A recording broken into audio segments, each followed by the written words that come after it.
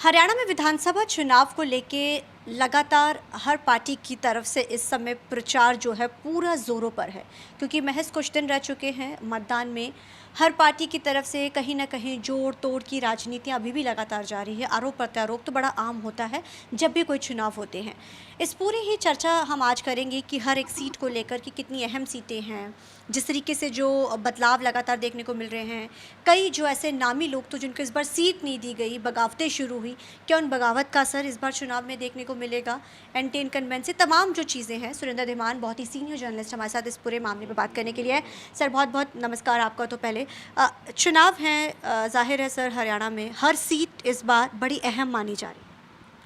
देखो, इसमें हरियाणा का विधानसभा चुनाव एक नए तरीके का चुनाव इस बार हो गया है। 2014 में पहली दफ़ा हरियाणा में बीजेपी अपने दम पर पूर्ण बहुमत से सरकार में आई थी। 5 साल बाद 2019 में वो अपने दम पे नहीं आ पाई। जेजेपी का और निर्दलीय विधायकों का साथ लेना पड़ा। तो कुल मिलाकर 10 साल की सत्ता बीजेपी की रही है हरियाणा में, और ये पहली दफ़ा हुआ हरियाणा के इतिहास में। नहीं तो बीजेपी किसी न किसी अन्य दल के साथ, खासकर लोकदल या इनेलो या हरियाणा विकास पार्टी, उनके साथ गठबंधन में सत्ता में रही थी। छोटा दल मतलब बन के रहा था। इस बार वो बड़ा दल बन के रहा। पहले 2014 से 19 तक पूर्ण बहुमत में, और 19 से 24 तक बड़े दल के रूप में। और 5-6 महीने का जो लास्ट का कार्यकाल, जब मनोहर लाल को मुख्यमंत्री पद से हटाया गया और नायब सिंह सैनी मुख्यमंत्री बनाए गए, तो ये कार्यकाल में वो किसी भी अन्य दल के साथ नहीं थे, तो लेकिन निर्दलियों का सहयोग था। 10 साल की एंटी इनकम्बेंसी किसी भी सत्ताधारी दल के खिलाफ सामान्य तौर पर हो जाती है। ऐसा हरियाणा में और अन्य राज्यों में भी देखा गया, कुछ अन्य राज्यों का छोड़कर। जैसे हिमाचल प्रदेश में तो 5 साल के बाद बदल देते हैं, लेकिन हरियाणा में ऐसा कमोबेश रहा है कि 2005 से 2014 तक जो 9.5 साल की कांग्रेस की सरकार रही थी, उस सरकार में 10 साल के बाद उनकी खिलाफ भी काफ़ी एंटी इनकम्बेंसी खड़ी हो गई थी, जिसका नतीजा था कि बीजेपी को, जो कभी सोच भी नहीं सकते थे कि पूर्ण बहुमत की सरकार बना सकते थे, तो उसने बना ली थी। अब लगभग 2014 जैसी स्थिति मुझे अभी लग रही है, लेकिन 2014 की स्थिति में थोड़ा सा परिवर्तन 2024 में क्यों लग रहा है कि 14 में कांग्रेस बीजेपी के साथ साथ इनेलो भी काफ़ी मजबूत थी, जो कि 2005 में सत्ता से बाहर हुई थी। और 19 में इनेलो का एक पार्ट टूटकर जो जेजेपी बना था, तो 2019 में जेजेपी बनने से इनेलो काफ़ी कमज़ोर थी।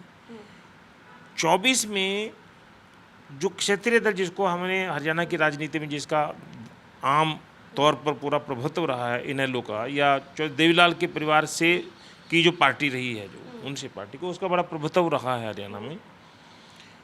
2024 के लोकसभा चुनाव में कमोबेश उनकी जेजेपी हो या इनेलो हो, उसको कोई ज़्यादा तवज्जो लोगों ने नहीं मिल पाई। तो 14 और 24 के विधानसभा चुनाव में जो सबसे बड़ा मूल अंतर है वो ये है कि 24 में चुनाव कांग्रेस वर्सेस बीजेपी या बीजेपी वर्सेस कांग्रेस आमतौर पर सभी सीटों पे दिख रहा है।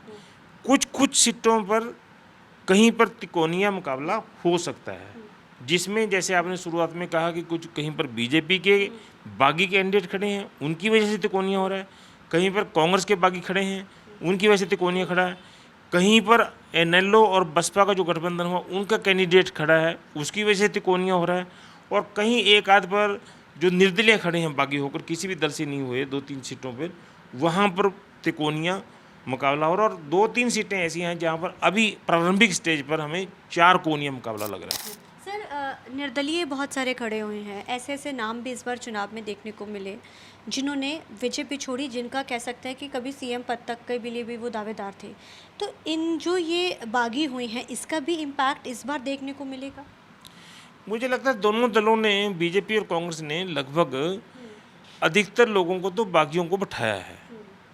बहुत सारे कुछ लोग ऐसे होते हैं जो टिकट के दावेदार थे बीजेपी में और कांग्रेस में, उनको टिकट नहीं मिल पाई, निर्दलीय के तौर पे भरा, उनको बनाने का प्रयास किया, नहीं मान पाए, वो खड़े हैं। लेकिन उनकी संख्या मेरे ख्याल में अब कम है। वो कोई 5 या 6 सीटों पे कांग्रेस का और 5-6 सीटों पे बीजेपी के ही ऐसे हैं जो बागी हैं, जिनका कोई असर है। अन्य खड़े हैं, उनका कोई मुझे असर दिख नहीं रहा है। सर इस बार हालांकि आम आदमी पार्टी अरविंद केजरीवाल क्योंकि अब सीएम पद से इस्तीफा दे दिया है, बहुत सारे लोग ऐसा भी कह रहे हैं कि अब वो चीज़ें बदलेंगी, अब वो हरियाणा में आएंगे चुनाव प्रचार के लिए। इनेलो का भी जिक्र हो रहा है कि इनेलो कांडा गोपाल कांडा के बाद से वो काफ़ी स्ट्रांग हो चुकी है, पहले से वो जेजेपी से भी ज़्यादा अप हो चुकी है। ये चीज़ें भी बहुत लोग कह रहे हैं, तो कितना इन चीज़ों का इम्पैक्ट रहेगा इस बार?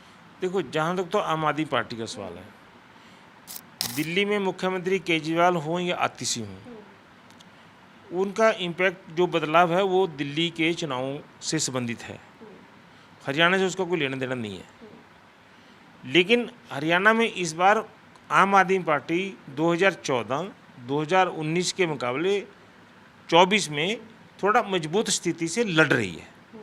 इतने सांगठनिक तरीके से पहली दफ़ा वो मैदान में आई है जिसका ग्राउंड तक भी संगठन बनाने का उन्होंने प्रयास किया है।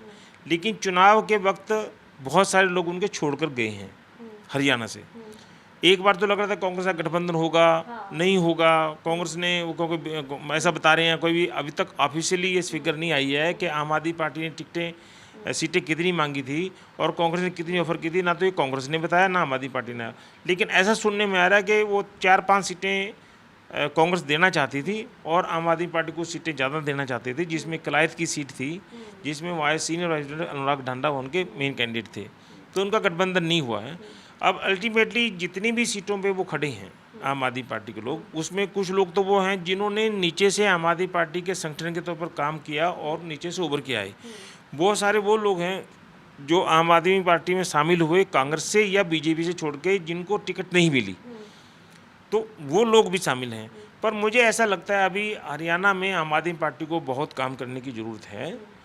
इस बार उसको अपना जो एक हरियाणा में तीसरे दल के रूप में जो अन्य दलों को जो पहले वोट मिलता था, परसेंट मिलता था, उसमें शायद वो अभी अपने तीसरे नंबर पे वोट परसेंटेज लेके एक हरियाणा में पार्टी के रूप में अपने आप को स्थापित कर पाए, ऐसा मुझे लगता है। लेकिन इतनी बड़ा इफेक्ट मुझे हरियाणा के चुनाव में कम से कम आम आदमी पार्टी का तो नहीं दिख रहा है। जहाँ तक का इनेलो और जेजेपी का सवाल आपने किया, 2019 में जो आईएनएलडी से लोग छोड़ के गए थे, कुछ जेजेपी में गए थे, कुछ बाहर इनके एमएलए बीजेपी में चले गए थे, कुछ लोग कांग्रेस में भी चले गए थे, तो इनेलो 2019 में काफ़ी कमज़ोर हो गई थी। जेजेपी की 10 सीटें आई, जिसमें जब लोग जो बाहर से लोग से आए थे उन्हीं को ही जीते, वो जेजेपी के टिकट पे लड़ते, इसलिए वो जेजेपी के बन गए। तो 4.5 साल तक वो जो सत्ता में रहे। इस बार हरियाणा के विधानसभा चुनाव में मैं जो देख रहा हूँ, ऐसी लोकसभा में और ऐसी विधानसभा में 24 के, हरियाणा के लोग जेजेपी को इस बार उतना स्वीकार नहीं कर रहे हैं और उनको बार बार ये लोगों का विरोध का सामना करना पड़ता है कि आपको हमने वोट दी थी बीजेपी के खिलाफ और आप चले गए बीजेपी के साथ, 4.5 साल तक सत्ता का सुख भोगा। इसलिए हरियाणा के लोगों में जेजेपी के प्रति कोई उतनी भावना नहीं पड़ पा रही है। और जेजेपी के कुछ लोग हैं जो कुछ 2 या 3 या 4 सीटों पे कैंडिडेट की वजह से थोड़ा मजबूत स्थिति में लग रहे हैं। जेजेपी का तो मुझे लगता है उतना, जैसे आप कह रहे थे कि आईएनएलडी मजबूत हो रही है, जो उस एंगल से देखा जाए तो जो आईएनएलडी 2019 में कमज़ोर हुई थी, 2024 में आईएनएलडी थोड़ी मजबूत हुई है, पर उतनी मजबूत नहीं जितनी 2019 से पहले थी। लेकिन बसपा के साथ जो आईएनएलडी का गठबंधन हुआ, वो ये एक अच्छा गठबंधन है।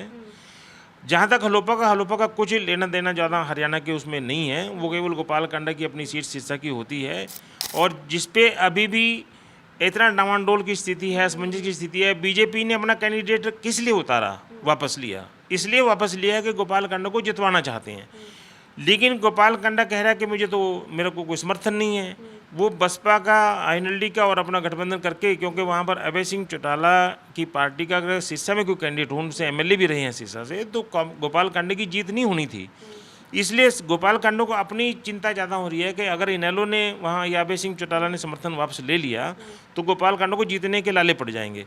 इसलिए वो असमंजस की स्थिति है। लेकिन लोग हरियाणा के बेवकूफ़ नहीं हैं, सबको पता है कि बीजेपी ने अपना कैंडिडेट क्यों वापस लिया, किस वजह से किया, और गोपाल कांडा क्यों बोल रहे हैं कि भी मेरे को तो बीजेपी ने कोई समर्थन का मुझे मैसेज नहीं दिया है और हमारा तो बसपा लोकदल का और हलोपा का गठबंधन होगा।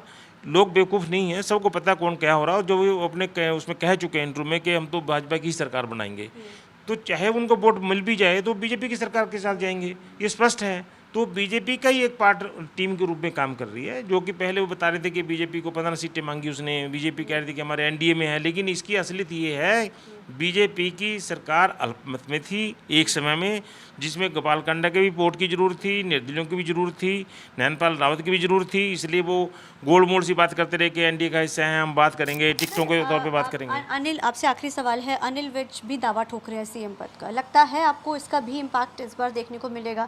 क्योंकि बीजेपी में पहले ही काफ़ी बागी हैं, एंटी इनकम्बेंसी 10 साल की है, और अब क्योंकि वो सबसे सीनियर नेता रहे हैं और वो काफ़ी लंबे समय से पार्टी किसी गतिविधि में नहीं है, लेकिन उनको सीट भी दी गई है और 6 बार वो विधायक भी रहे। नहीं, अनिल विज तो अपना एक अलग से एंटिटी है, वो बीजेपी में भी नहीं रहे, कई बार अलग से भी चुनाव लड़ा उन्होंने। तो उन्होंने अपनी सीएम की दावेदारी ठोकने का कोई औचित्य नहीं है, क्योंकि ऑलरेडी नायब सिंह सैनी को बीजेपी के नेतृत्व ने डिक्लेयर कर दिया था। उसी दिन ही जो हरियाणा के चुनाव प्रभारी धर्मेंद्र प्रधान, उन्होंने भी डिक्लेयर कर दिया था कि नायब सिंह सैनी हमारे मुख्यमंत्री होंगे।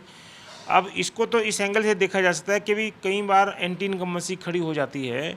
एंटी इनकम्बेंसी को कम करने के लिए उन्होंने, लोग उनको कहते हैं जी आप तो सीएम के दावेदार, उनको वास्तव में कहते भी हैं कि आप सीएम, आपको बनना चाहिए, ये भी कहते हैं। जब वो खुला दरबार लगाते थे उनके बाद लोग आते थे, ये भी सच है, बहुत सारी भीड़ आती थी लोगों को, वो त्वरित जो है निर्णय भी करते हैं। पर बीजेपी में उनका कोई स्कोप मुख्यमंत्री का नहीं है। एमएलए की जहाँ तक बात है, 2019 में भी उनको वॉकओवर कांग्रेस ने दिया था। वेणु सिंगला को टिकट देकर, वो जो कि कुमारी शैलजा ने दिलवाया था, वो इतने कम अंकों पे रही थी वोट, उसको 10-11 हज़ार वोट पड़े थे कि अनिल विज को वॉकओवर मिलकर वो जीत गए थे। चित्रा सरवारा को जब टिकट नहीं मिली तो वो निर्दलीय खड़ी हो गई थी, निर्दलीय वो काफ़ी वोट लेके सेकंड पोजीशन पे रही थी। इस बार भी 2024 के चुनाव में भी अनिल विज को वॉकओवर एक प्रकार से मैं कह रहा हूँ कांग्रेस ने दिया है। कांग्रेस ने परविंदर परी को टिकट दिया है, जो कि कुमारी शैलजा ने दिलवाया है, और चित्रा सरवारा को फिर टिकट नहीं मिली है, वो फिर इंडिपेंडेंट खड़ी है, जबकि उसके पिताजी तो कांग्रेस से अम्बाला शहर से खड़े हैं। तो एक प्रकार से मैं तो अनिल विज को वॉकओवर मान रहा हूँ कि कांग्रेस ने तो कम से कम वॉकओवर दे दिया है। अब वास्तव में चुनाव के दौरान कितना उसको, परविंदर परी को कितना मजबूत लोगों का समर्थन मिल पाएगा, कितना चित्रा सरवारा के लोगों को मिल पाएगा, कांग्रेस कितने दो गुटों में फंसी रहेगी। और कई बार जैसे रादौर में कहा जा रहा है इस बार कि कर्णदेव काम्बोज को टिकट नहीं मिलने से वो कांग्रेस में शामिल हो गए हैं, बीजेपी की टिकट नहीं मिली है, और उनका काम्बोज बरादरी का जो इफेक्ट है वोटर का, वो रादौर में भी पड़ सकता है, लाडवा में पड़ सकता है, इंदिरी में पड़ सकता है, करनाली में पड़ सकता है, रानी में पड़ सकता है। ऐसे ही यहाँ पर परविंदर परी को टिकट देने से बीजेपी को, अनिल विज को बेनिफिट मिल सकता है। ठीक है sir, thank you so much sir. तो ये थे हमारे साथ बात करने के लिए डॉक्टर सुरेंद्र धीमान, बड़े सीनियर जर्नलिस्ट, जिन्होंने बड़े अच्छे तरीके से समझाया कि इस बार किन किन सीटों पे क्या क्या असर पड़ने वाला है। देखना बड़ा अहम रहेगा इस बार के चुनाव नतीजे कैसे आते हैं हरियाणा के। कैमरामैन अलजिंदर के साथ चंडीगढ़ से TV9 के लिए अमनप्रीत कौर।